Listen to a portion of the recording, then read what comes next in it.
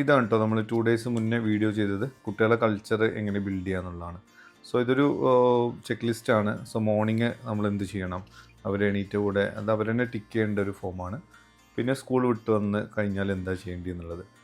നിങ്ങൾക്കത് വേണമെന്നുണ്ടെങ്കിൽ ലിസ്റ്റ് ഒന്ന് കമൻറ്റ് ചെയ്യാം. സോ നിങ്ങൾക്ക് ഞാനത് അയച്ചു തരാം. അതുപോലെ തന്നെ 3rd പേജിൽ ഈവനിങ്, അതായത് ക്ലാസ് വിട്ട് വന്ന് കളിയൊക്കെ കഴിഞ്ഞതിന് ശേഷം അവർ ഹോംവർക്ക് മറ്റുള്ള കാര്യങ്ങൾ ഒക്കെ സെറ്റ് ചെയ്യാൻ വേണ്ടിയിട്ടാണ്. പിന്നെ ഒരു ഫാമിലി കൾച്ചർ അല്ലെങ്കിൽ ക്യാരക്ടർ എങ്ങനെയാണ്, അതർ ദാൻ ഒരു സ്റ്റഡീസ് എന്തൊക്കെ കാര്യങ്ങൾ നമ്മൾ അവർക്ക് കൊടുക്കണം. ഇതിങ്ങനെ ഒരു മന്തിനുള്ള ഷീറ്റാണ് വരിക. അപ്പോൾ ഇതിലിങ്ങനെ ടിക്ക് ചെയ്ത് പോയാൽ മതി. പിന്നെ അതുപോലെ തന്നെ ഒരു മന്ത്ലി അസസ്മെൻറ്റ് എന്ത് ചെയ്യാൻ പറ്റും, നമുക്കിതിൽ കൊടുക്കാൻ കഴിയും. അപ്പോൾ മോർണിംഗ് ഇതിൽ എന്താണ് ഒരു ഏറ്റവും കോർ ഹാബിറ്റായിട്ട് എന്താണ് വരുന്നത്, അതുപോലെ തന്നെ എത്ര ടിക്ക് വന്നു, എന്താണ് ഗോള്, നല്ല കാര്യങ്ങൾ എന്ത് ചെയ്യാൻ ഇതിൽ എഴുതുക. ഇതിലെന്താണ് ഓരോ ഹാബിറ്റ്സ്, അതുപോലെ തന്നെ ഓരോ വീക്കിലെയും എന്താണ് ഒരു ജയിച്ചതെന്നുള്ള കാര്യങ്ങൾ അതിൽ സെറ്റ് ചെയ്യാം.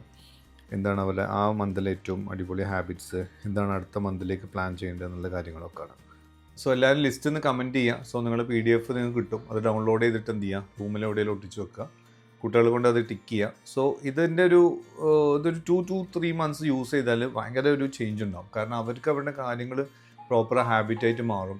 അതുപോലെ തന്നെ നമുക്ക് നമ്മുടെ കാര്യങ്ങൾ ഭയങ്കര ഈസി ആയിട്ട് എന്ത് ചെയ്യും, ഫോളോ ചെയ്യാൻ പറ്റും. അവർക്കത് ലൈഫിൽ പല ഏരിയകളിലും ഇംപ്ലിമെൻറ്റ് ചെയ്യാനും പറ്റും. So thank you so much. ഞാൻ doctor Musavvir. Take care. By.